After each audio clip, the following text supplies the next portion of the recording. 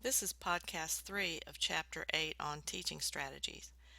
We're going to talk in this section about the teaching strategies that Rink talks about in her textbook. Interactive teaching as a teaching strategy is talked about first because it's the most common in physical education. It's based on student responses. The teacher is dominant in the activity, as in command style or lecture style or teacher-directed styles. The advantages are that the selection of the content can be adjusted, the progression of the content is based on previous responses, and the teacher provides feedback and evaluation that's easily done during activity. The weakness of this particular teaching strategy is that usually we choose one activity for the whole class to try to participate in, and we design one learning task for everyone instead of trying to meet the needs of all the students in the class. Station teaching, or as Mostyn calls it, practice teaching, is where a teacher sets up two or more tasks or stations with different tasks at each station. The reasons for using the stations are that it works best with skills that are not related to each other. The students of different abilities can work at the same time going through the stations. Moving through the stations is motivating because students are held accountable for what they are practicing and performing at each station, and they're usually doing it in only groups of 2 or 3. And also, you're flexible in the content selection that you're able to use for stations.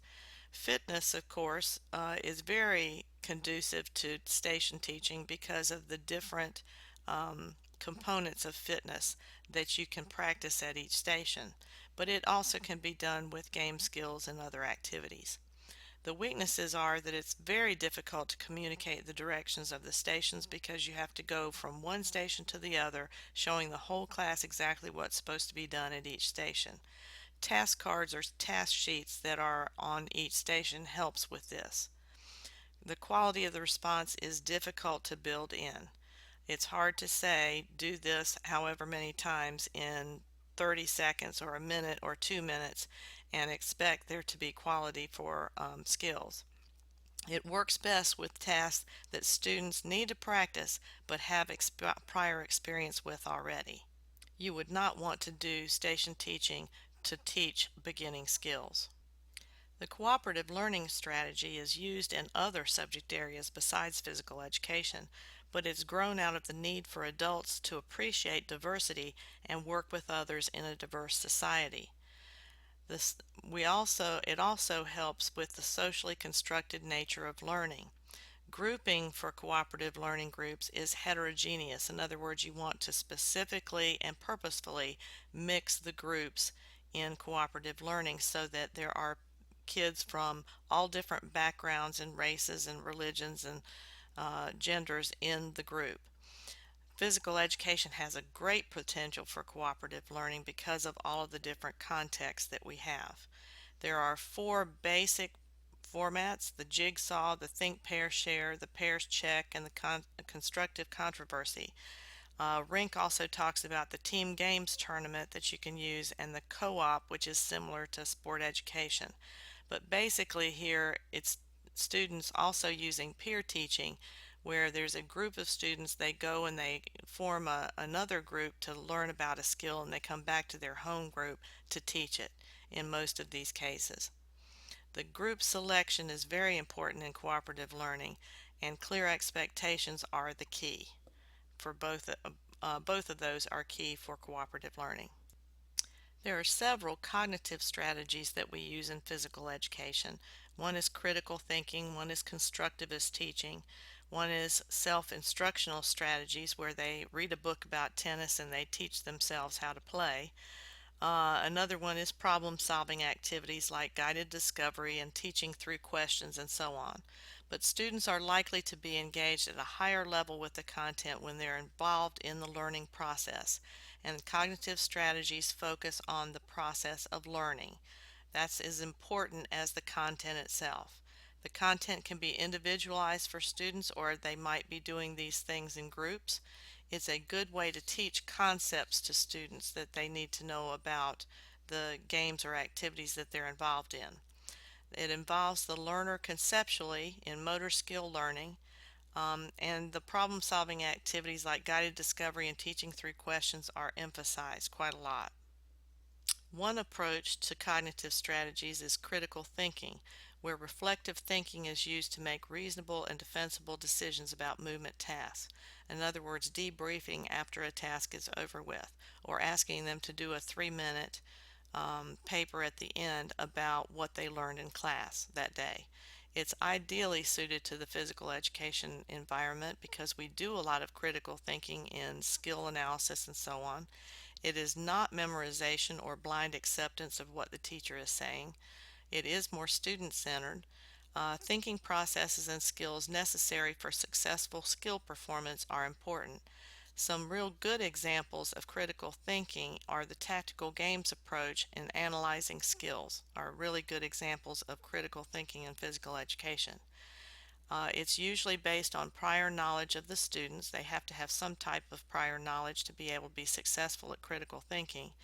And in the lessons, you would present them with unique challenges to try to think critically about what they're learning that day. Constructivist teaching is an educational framework that based on the idea that students develop understanding when they are active in seeking solutions for themselves. A very good example of this in physical education is the tactical games approach. It is a much more student-centered approach to presenting material to students instead of the interactive approach. Learners actively construct knowledge that's meaningful for them. Prior knowledge influences their learning. It promotes the whole part whole learning idea of teaching skills or having big ideas of the curriculum. The curriculum should emphasize big ideas of content for connections between components or transfer of learning. And knowledge is socially constructed. We do help each other to learn in classes. Inquiry teaching is using questions or problems or whatever to try and guide students to more higher order learning. The most common scheme for inquiry questioning comes from Bloom's taxonomy of lower order learning to higher order learning. It differentiates between those two levels in the cognitive domain. So lower order learning is at the level of recognition and recall, comprehension, or application using previous knowledge to solve problems. More higher order learning is analysis of skills, explanations of parts and function, synthesis, creativity to make something new like a dance routine or a gymnastics routine, evaluation, judging the worth or merit of something, such as letting students officiate in class. And lastly, Rink talks about team teaching. At Winthrop, we usually call this co-teaching, where we try to use the skills and expertise of each teacher. More than one teacher delivers the content to the same group or class, and you can use the expertise of two teachers. But one might start part of the class, one might teach half of the class, one might teach the other half, one might be the lead teacher, one is the assistant. It could be that one teaches half of the class and the other teaches the other half. It is not turn teaching, which means in physical education that one teacher teaches 70 or 80 students in the gymnasium, which is a combination of 2 or 3 classes, while the other teacher or two teachers go in and work on the computer or what they're coaching for that night, or they go have a coffee break with other teachers. That's turn teaching, and that really does threaten the existence of physical education teachers in the school. If I'm an administrator and I see that one teacher is teaching 80 students while the other two or one are doing something else, why should I hire 2 or 3 physical education teachers when one can handle 80 kids? That's something that we always say is not a safe environment. So why should we do that and make those students be in an unsafe environment? The advantages of team teaching is you have flexible grouping and it gives a lot more individual help, and teacher relationships are usually strengthened because no one owns good teaching. You help each other teach, and you all have different expertises that are unique to yourselves.